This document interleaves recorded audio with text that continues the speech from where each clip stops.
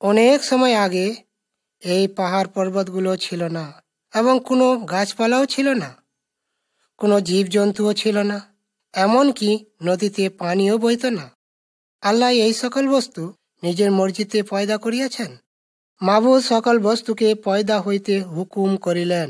আল্লাহ বলিলেন, রোশনাই হোক, তাতে রোশনি হইয়া গেল। পরে আল্লাহ বললেন, নদী আর ঝিল হোক, আরো আলাদা স্থলভূমি হোক, তাতে হইয়া গেল। পরে আল্লাহ বলিলেন, তৃণমূল আর বৃক্ষ উৎপন্ন হোক, আর উৎপন্ন হইল ভিন্ন ভিন্ন ফল উৎপাদক বৃক্ষ, সব প্রকারের জাতি অনুসারে লতা, ঘাস ও বৃক্ষ উৎপন্ন হইল। এইরূপ আল্লাহ জীব জন্তু প্রাণীগণ, নানা জাতীয় পাখি, নানা জাতীয় মাছ ও পানীয় প্রাণী, আরো পশু সকল পয়দা করিলেন। আসমান, জমিন এবং পানির সমস্ত প্রাণীকে এই রূপে পয়দা করিলেন। অবশ্যই মাবুদ আমাদেরকে পয়দা করিয়াছেন। আগে একজন মানুষকে তিনি পয়দা করিলেন, তার নাম আদম।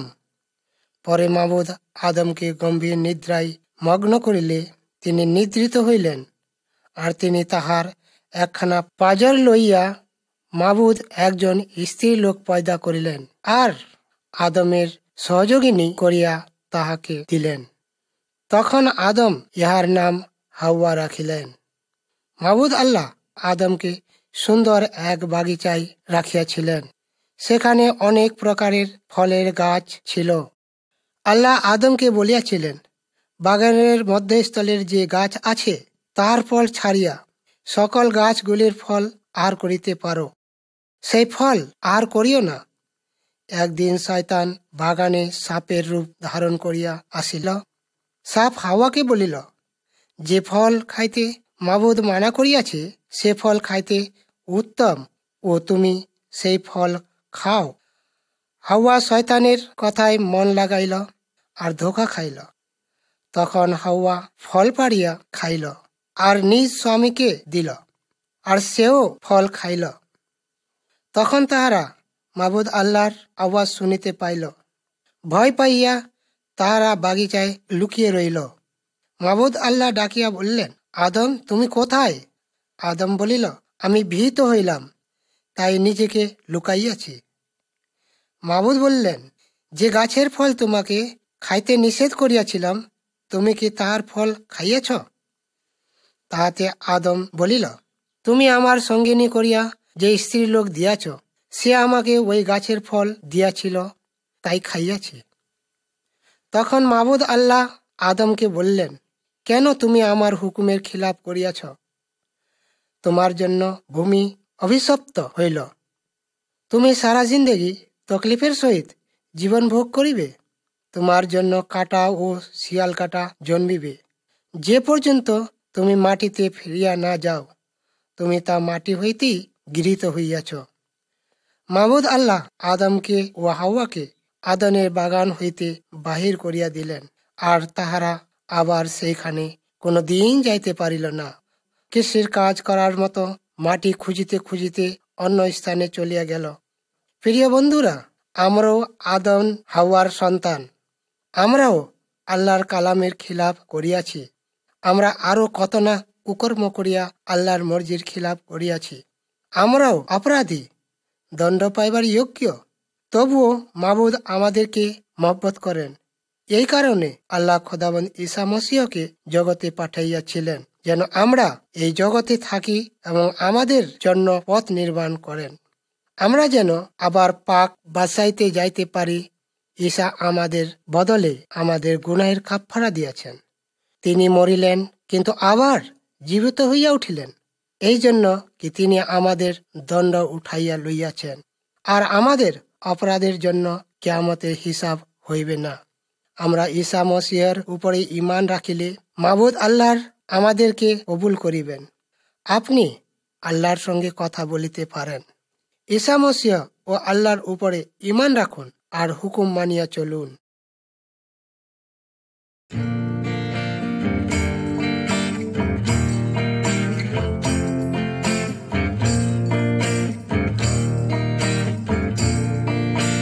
তোমার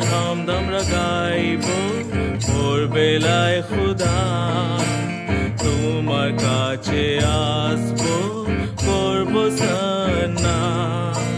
ভোর বেলার কুরবানি তুমি কবুল করো, তোমার নামের হইবে মাকদিসে আমরা আসবো সিজদা করিতে।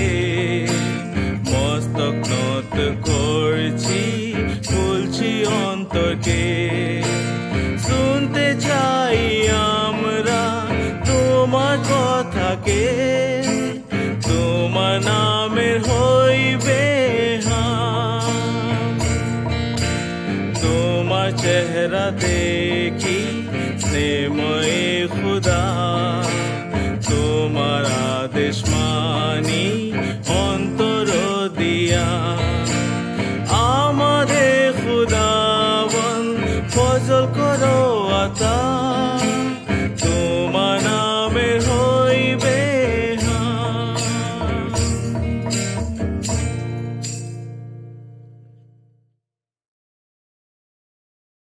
এই দুনিয়া পয়দা হইবার শুরুতে ঈসা মসীহ জন্নতে আল্লাহর কাছে ছিলেন।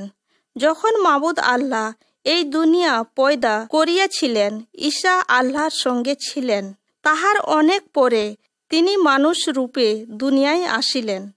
মরিয়ম নামের একজন কুমারী ছিলেন। মরিয়ম পাক দামন স্ত্রী ছিলেন, কোনো পুরুষকে জানতেন না। মরিয়মের কাবিক ইউসুফের সঙ্গে হইয়া গেছিল। বিবাহ হইবার আগে মাবুদ আল্লাহ জিবরাইল ফেরেশতাকে খুশখবর দেওয়ার জন্য মরিয়মের কাছে পাঠাইলেন। ফেরেশতা বলিলেন, ভয়ভীত হইও না, মাবুদ আল্লাহ তোমাকে দেখিলেন তুমি দিনদারি ও পাক আছো। এই কারণে মাবুদ তোমাকে এক সন্তান দিবেন। মাবুদের রূহ তোমাতে সন্তান উৎপন্ন করিবে, তাহার নাম ঈসা রাখিবে। তিনি মানুষকে তার গুনাহের বন্ধন হইতে ছুড়াইবেন। এই কথা ফেরেশতা বলিলেন। তখন মরিয়ম বলিলেন, ইহা কি রূপে হবে? আমি তো কোনো পুরুষকে জানি না। ফেরেশতা জবাবে তাহাকে বলিলেন, তিনি কোনো মানুষের সন্তান হইবেন না। মাবুদের পাক রূহ তোমার উপরে আসিবেন। সর্বশক্তিমানের কুদরত তোমার উপরে ছায়া করিবে। এই জন্য যে পাক রূহ সন্তান জন্মিবে তাহাকে ইবনিউল্লাহ বলা যাবে। তারপর ফেরেশতা চলিয়া গেলেন। তখন মরিয়ম আনন্দিত হইলেন, কেননা ফেরেশতার কথায় ঈমান আনিলেন। পরে তিনি অন্য শহরে চলিয়া গেলেন আর আপন আত্মীয়র বাড়িতে 3 মাস রহিয়া পরে নিজের গৃহে ফিরিয়া আসিলেন। যখন ইউসুফ জানিতে পাইলেন যে মরিয়ম হামেল আছে, তখন সে বেকুল হইয়া মরিয়মকে ছাড়িয়া দেওয়ার মন করিলেন। এমন সময় সেই ফেরেশতা ইউসুফের কাছে আসিয়া বলিলেন, তোমার স্ত্রী মরিয়মকে গ্রহণ করিতে ভয় করিও না, কেননা মরিয়মের গর্ভে যা পয়দা হইবে তাহা পাক রূহে হইতে হইবে। আর মরিয়ম পুত্র জন্ম দিবেন এবং তাহার নাম ঈসা রাখিবে, কারণ সেই আপন লোকদিগের তাহাদের গুনাহ হইতে নাজাত দিবেন। পরে ইউসুফ মরিয়মকে স্ত্রী রূপে গ্রহণ করিলেন। আর যেই পর্যন্ত মরিয়ম পুত্র প্রসব করিলেন না, সেই পর্যন্ত ইউসুফ তাহাকে স্পর্শ করিলেন না। ঈসা বড় হইয়া অতি উত্তম বালক হইলেন, আর 30 বছর বয়সে তিনি মাতা পিতার বাড়ি ছাড়িয়া দিলেন। তিনি গ্রামে গ্রামে শহরে শহরে মাবুদ আল্লাহর কালাম শিখাইতে চলিলেন। তিনি অনেক রোগীদের রোগ মুক্ত করিলেন, আর খোরা লংড়াকে চলিবার বল দিলেন, অন্ধকে দৃষ্টি দিলেন। তিনি বহিরাকে শুনিবার, গুঙ্গাকে কথা বলিবার লায়ক বানাইলেন। তিনি নাপাক রূহের পীড়িত মানুষকে নাপাক রূহকে বাহির করিলেন। তিনি কথা ও কাজ এই কারণে করিতে পারিতেন যে তিনি ইবনিউল্লাহ ছিলেন। তিনি মানুষের সাহায্য করিবার জন্য আসিলেন। তিনি মানুষের গুনাহকে দেখিলেন, তবুও তিনি মহব্বত করিলেন। মানুষের প্রতি আপন মহব্বতের কারণে সকলের জন্য মরিতে তৈরি ছিলেন। তিনি মরিয়া আমাদের গুনাহের দাম দিলেন। তবুও মত তাহাকে নিজের অধীনে রাখিতে পারিল না। তিনি মৃত্যু হইতে জীবিত হইয়া উঠিলেন। ঈসা মসির মতের উপরে অধিকার আছে। খোদাওয়ান ঈসা মসির উপরে ঈমান রাখুন। খোদাওয়ান ঈসা মসির কাছে শয়তান ও নাপাক রুহের উপরে অধিকার আছে। তাহা হইতে আপনাকে হেফাজত করিতে পারিবেন। আপনি মুনাজাত করিলে আপনার গুনাহ মাফ করিবেন। আপনি তাহার সঙ্গে কথা বলুন, তিনি আপনার জন্য দয়া করিবেন।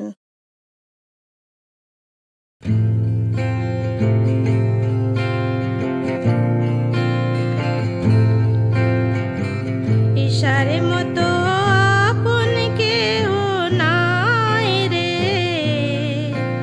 ঈশারে মতো আপন কেহ নাই, ঈশারে মতো আপন কেহ নাই রে, ঈশারে মতো আপন কেহ নাই। জননী মা ভুলে যায়, ভাই বন্ধু ভুলে যায়, জননী মা ভুলে যায়, ভাই বন্ধু ভুলে যায়। এ কাছে যে আমার, এ কাছে যে আমার, থাকে সঙ্গে সঙ্গে রে, ঈশারে মতো আপন কেহ নাই, ঈশারে মতো আপন কেহ নাই রে, ঈশারে মতো আপন কেহ নাই।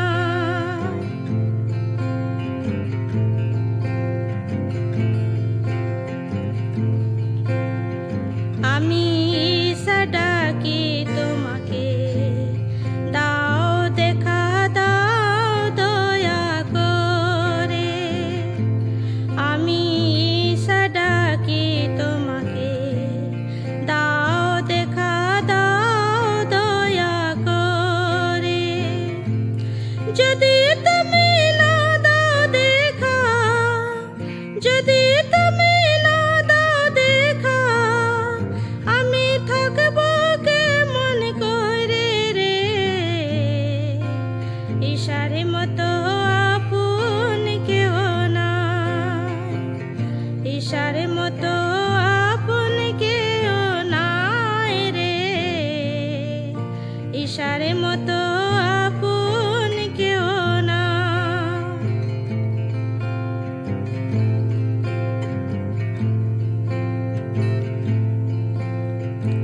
আলো আলো জগতের আলো, রুটি রুটি জীবনের রুটি, আলো আলো জগতের আলো, রুটি রুটি জীবনের রুটি। ঈশা যে জীবনের রুটি, ঈশা যে জীবনের রুটি, খাইয়া দেখো সবাই রে, ঈশারে মতো আপন কেহ নাই, ঈশারে মতো আপন কেহ নাই রে, ঈশারে মতো আপন কেহ নাই। জননী মা ভুলে যায়, ভাই বন্ধু ভুলে যায়, জননী মা ভুলে যায়, ভাই বন্ধু ভুলে যায়। এ কাছে যে আমার, এ কাছে যে আমার, থাকে সঙ্গে সঙ্গে রে, ঈশারে মতো আপন কেহ নাই, ঈশারে মতো আপন কেহ নাই রে, ঈশারে মতো আপন কেহ নাই। প্রিয় বন্ধুগণ, আমি আপনাকে এক মহত্বপূর্ণ কথা বলিতে চাই। আপনি জানেন, যখন আমরা কোনো মুসিবতে পড়িয়া থাকি, তখন এমন মানুষের খোঁজ করিয়া থাকি যিনি সেই মুসিবত হইতে বাহির করিতে পারেন। আমরা নাপাক রুহে গ্রসিত থাকিলে নাজাত পাইবার জন্য ওজা, ঝাড়ফুঁক, তন্ত্রমন্ত্র করাইয়া থাকি, যেন নাপাক রু হইতে সাফা পাই। কখনো কখনো নাপাক রু হইতে সাফা পাইবার জন্য মন্নত কুরবানি চড়াইয়া থাকি, যেন আমাদের কোনো অনিষ্ট না হয়। তবুও হালাত আরো বিপরীত হইয়া পড়ে, আমাদের কাছে আর কোনো উপায় থাকে না। প্রিয় বন্ধুগণ, আমি একজন মানুষকে পাইয়াছি যে হিকমতে আমাদের সাহায্য করিতে পারেন। সেই মানুষ এই দুনিয়াতে শয়তানের শক্তি হইতে আমাদের হেফাজত করিতে আসিয়াছিলেন। তাহার নাম খোদাবন্দ ঈসা মসীহ। তিনি ইবনুল্লাহ, যে নাপাক রূহ মানুষের নোকসান করে। খোদাবন্দ ঈসা মসীহর তার উপরে বাদশাহিত করিবার ক্ষমতা আছে। নাপাক রূহ এই জন্য আমাদের অনিষ্ট করিয়া থাকে, কারণ আমাদের জীবন মাবুদ আল্লাহ হইতে অনেক দূর চলিয়া গেছে। আমরা সকলে গুনাহগার, এই কারণে মাবুদ হইতে আলাদা হইয়া গিয়াছি। ফলত আমরা মাবুদ হইতে দূরে আছি। এই কারণে আমাদের সত্য জীবন নাই, কেননা সত্য জীবন মাত্র মাবুদ আল্লাহ হইতে পাওয়া যায়। খোদাবন্দ ঈসা মসীহ এই সত্য জীবন দিনদারি দিবার জন্য এই দুনিয়াতে আসিয়াছিলেন। মাবুদ আল্লাহ কিতাবুল মুকদ্দাসে বয়ান করিয়াছেন যে খোদাবন্দ ঈসা মসীহর উপরে ঈমান আনে ও তরিকাবন্দী হয়, সে নাজাত পাইবে। কিন্তু যে অবিশ্বাস করে তাহার দণ্ডাজ্ঞা করা যাইবে। আর যখন সে মারা যাইবে, তখন তাকে দোজখে মর্মান্তিক কষ্ট ভোগ করিতে হইবে, যেখানে শয়তান থাকে। অতএব সেই মানুষ দোজখে যাইবে, কিন্তু নাজাতের জীবন এমন জীবন যা জান্নাতবাসী মাবুদ আল্লাহর সঙ্গে থাকিবে। আর এই আনন্দময় নাজাতের জীবন শুধু খোদাবন্দ ঈসা মসীহর দিনদারিতে আছে। তাহার কাছেই আপনি তা পাইতে পারেন। আপনি ঈসা মসীহর উপরে ঈমান আনিয়া এই দিনদারির জীবন, যা মাবুদ আল্লাহর কুদরত হইতে নির্ধারিত, তা পাইতে পারেন। নাজাত ও দিনদারির জীবন কেবলমাত্র কালামাতুল্লাহ হইতেই পাইতে পারেন, তাহা ছাড়া কোথাও হইতে পাইতে পারেন না। খোদাবন্দ ঈসা মসীহ বলিয়াছেন, হে ক্লান্ত ও দুঃখী মানুষ সব, তোমরা আমার নিকটে আসো, আমি তোমাদিগকে বিশ্রাম দিব। আপনি কি জানিতে চান খোদাবন্দ ঈসা আপনাকে নুরানি জীবন কেমন করিয়া দিবেন? তিনি নিজেকে কুরবানি রূপে সলিবে দিয়াছেন। তিনি নিজেকে মাবুদ আল্লাহর সামনে আমাদের গুনাহের কাফফারা দিয়াছেন। তিনি আমাদের জন্য নিষ্কলঙ্ক কুরবানির পশু হইয়া গেলেন। তিনি আপনার গুনাহের জন্য মরিলেন। তিনি 3 দিন পর্যন্ত কবরে শায়িত ছিলেন, কিন্তু 3 দিনের পরে জীবিত হইয়া উঠিলেন। আর এখনো তিনি জীবিত আছেন। তিনি সর্বশক্তিমান। শুধুমাত্র তারই কাছে নাপাক রূহের উপরে জয়লাভের সামর্থ্য আছে। আমাদেরকে তিনি গুনাহ হইতে বাঁচাইতে পারেন। যারা ঈসা মসীহের উপরে ঈমান আনে, মাবুদ তাহাকে দিনদারির বাদশাহী দিবেন। আপনি যদি শুধু মসীহের উপরে ঈমান আনেন, আপনি নাজাত পাইবেন। যখন ঈমান আনিবেন, তখন আপনাকে শান্তি, সুখ, সমৃদ্ধি দিবেন। একজন ওঝা ঝাড়ফুঁক, দোয়া তাবিজ করিয়া থাকে, সে আপনাকে শান্তি, আনন্দ, দিনদারি দিতে পারে না। তাই এখনই ঈসা মসীহের উপরে ভরসা করুন। সম্পূর্ণ মনে নিজের গুনাহকে তওবা করুন। দিনদারি হইয়া মাবুদের হুকুম মানিয়া চলুন। আর এই মুনাজাত করুন, ও মাবুদ আল্লাহ, আমার গুনাহ সকল মাফ কর। আমি খোদাবন্দ ঈসা মসীহের দিনদারিতে চলিতে চাই। আমি শয়তানের পথ হইতে তওবা করিতেছি। আমি ঈমান করিতেছি খোদাবন্দ ঈসা মসীহ আমার গুনাহের বদলে মরিয়াছেন ও আবার জীবিত হইয়া উঠিয়াছেন। আমি তাহার উপরে ঈমান আনিলাম। আমাকে কবুল করো মাবুদ, আমার দোয়া মসীহর নামে কবুল করো। আমিন।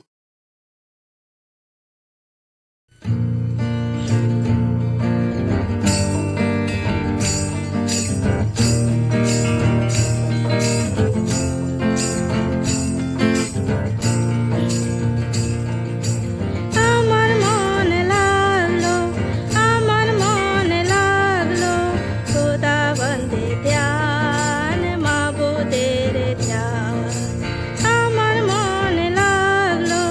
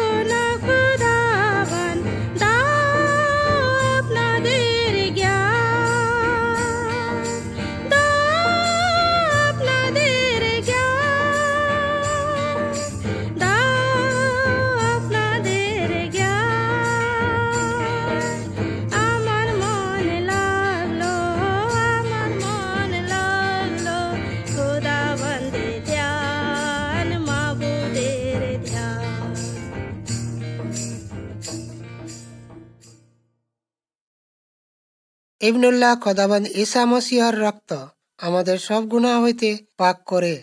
রসুল বলিয়াছেন যে তোমরা গুনাহগার। তোমরা ভালোভাবে বুঝো যে তিনি কি বলিয়াছেন। শান্তিদাতার কাছে জালাল আছে, সেই হেদায়েত কোথায় গেল? কান লাগিয়ে শুনুন রসুল কার কথা বলিয়াছেন। রসুল বলিয়াছেন যে ইবনুল্লাহ খোদাবন্দ ঈসা মসিহর রক্ত আমাদের সকল গুনাহ হইতে পাক করিয়া থাকে। খোদাবন্দ ঈসা মসিহ কে? ইবনুল্লাহ স্বয়ং রূপান্তর হইয়া কুমারী মরিয়ম হইতে জন্মিলেন। মাবুদ আল্লাহ আমাদের জন্য তাহাকে দিয়া দিলেন, যেন তাহার মাধ্যমে আমরা সকলে বাঁচিতে পারি। যার বিষয়ে ফেরেশতার একটি বৃহৎ দল আল্লাহর হামদ পেশ করিতে করিতে বলিয়াছিলেন, ইনি সেই নাজাত দাতা। আজ তোমাদের জন্য নাজাত দাতা জন্মিয়াছেন। ইনি মসিহ, খোদাবন্দ আর নাজাত দাতা, যিনি বেতলেহেমে জন্ম নিয়েছেন।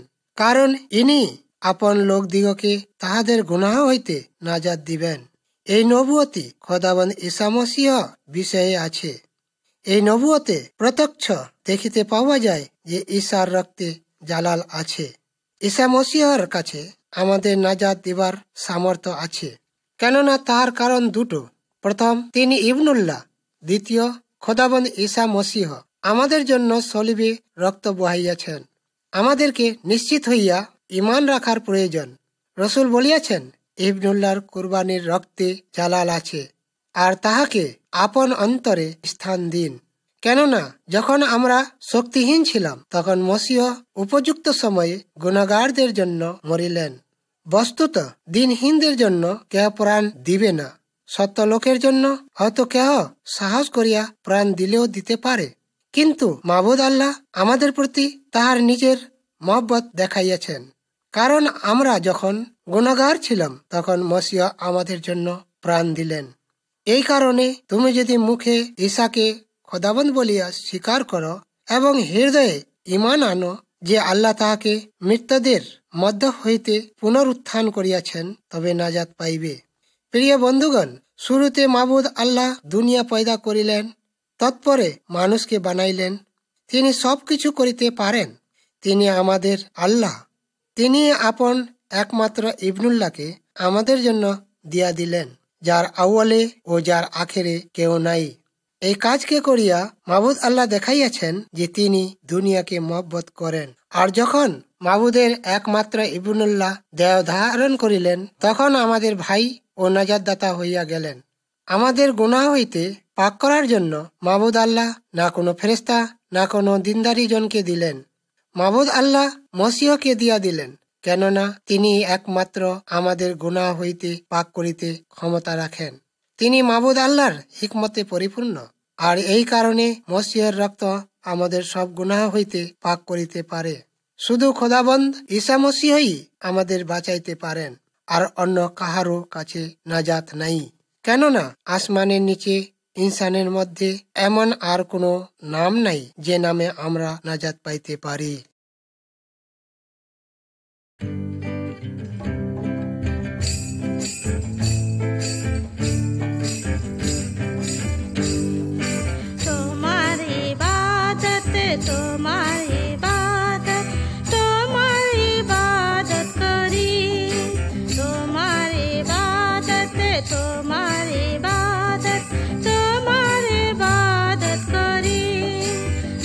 খোদা প্রাণনিকা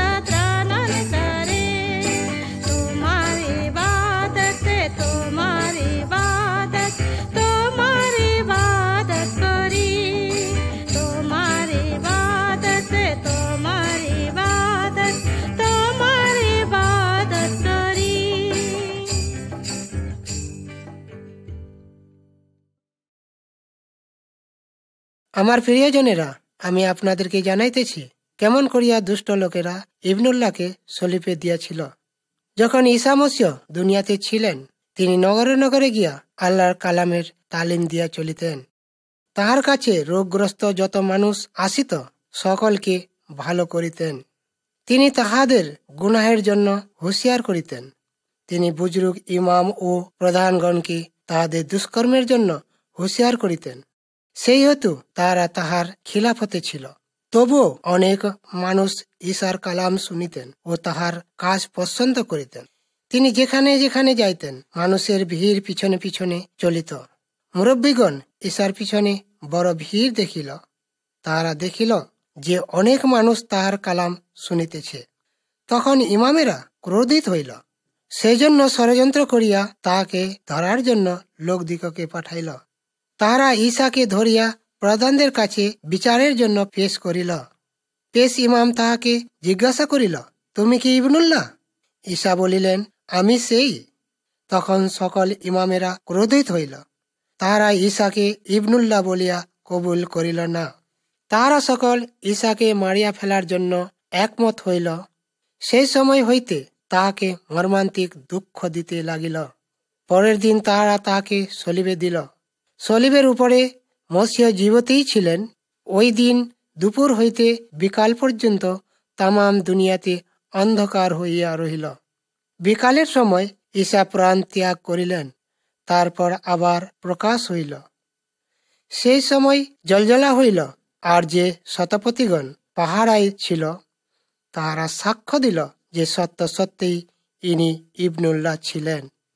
মগরিবের সময় ঈসার একজন সাহাবী দেহটি নামাইয়া লইয়া গেলেন।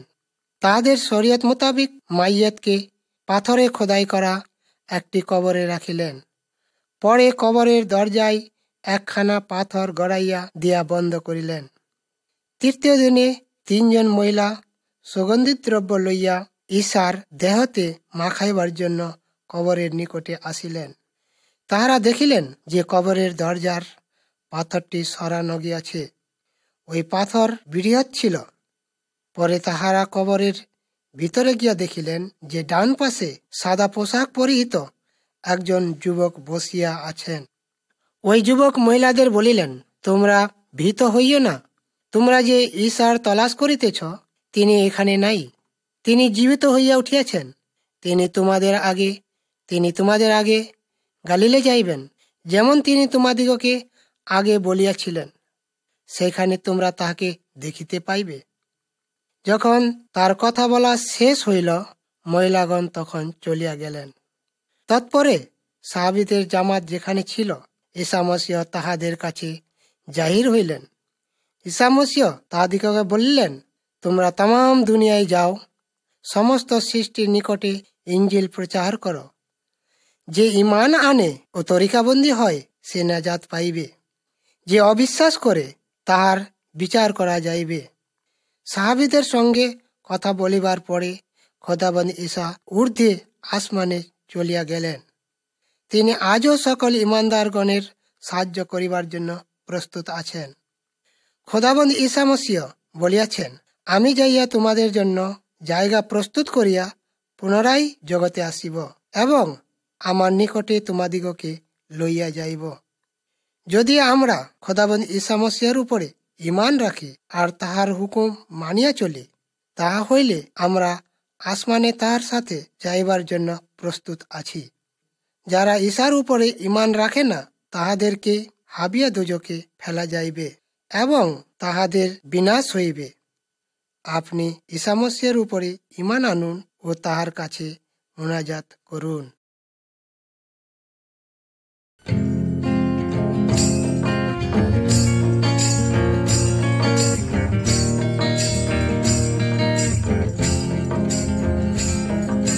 কেমন করে মাবুদ ডাকবো তোকে, তুমি বলো আমাকে।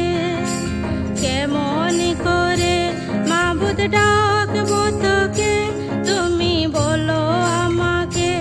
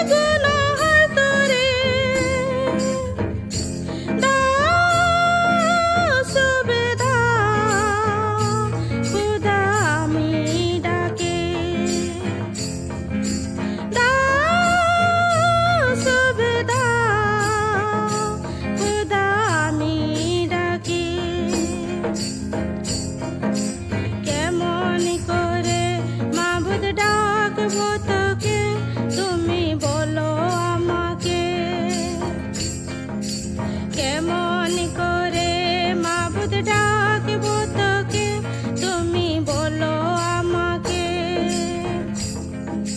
কোথায় গেলে দেখা পাবো তোমাকে, কোথায় গেলে দেখা পাবো তোমাকে, দাও দেখা দাও খোদা আমার চোখে, দাও দেখা দাও খোদা আমার চোখে। কেমন করে মাবুদ ডাকবো তোকে, তুমি বলো আমাকে।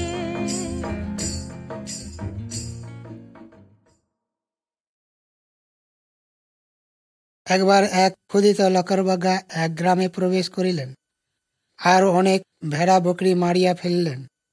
পরে মালিক জানিতে পারিলেন যে কি হয়েছে।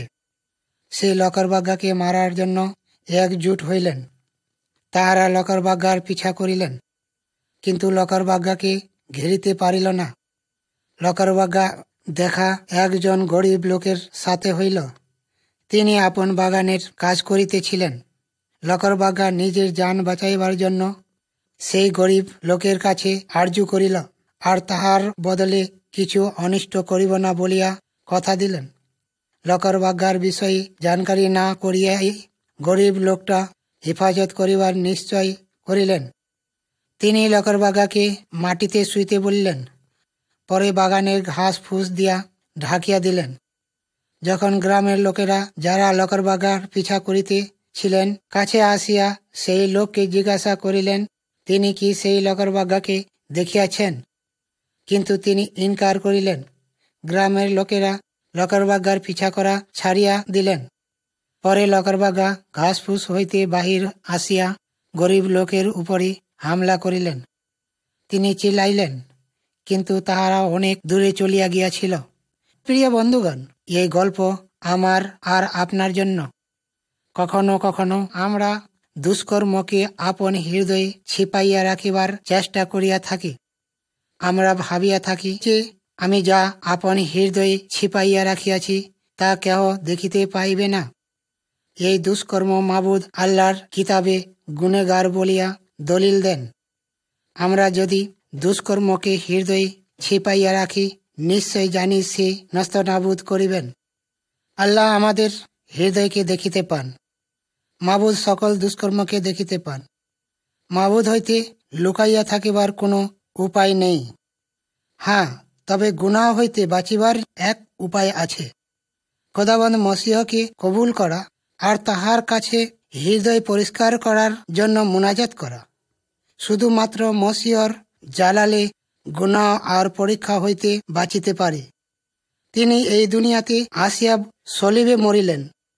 এই কারণে আমাদেরকে দোজখের সাজা নাজিল হইবে না। এইভাবে তিনি আমাদের পাক করিতে পারেন আর আমাদের অন্তর নতুন করিতে পারেন। আমি যদি গুনাহকে কবুল করিয়া থাকি, তবে তিনি আপনাকে পাক করিবেন। তিনি আপনাকে দিনদারির ইবনুল্লাহ হইবার অধিকার দিবেন। মসিহ চান যে যখন আমরা দেহত্যাগ করি, জান্নাতে তাহার সাথে থাকি।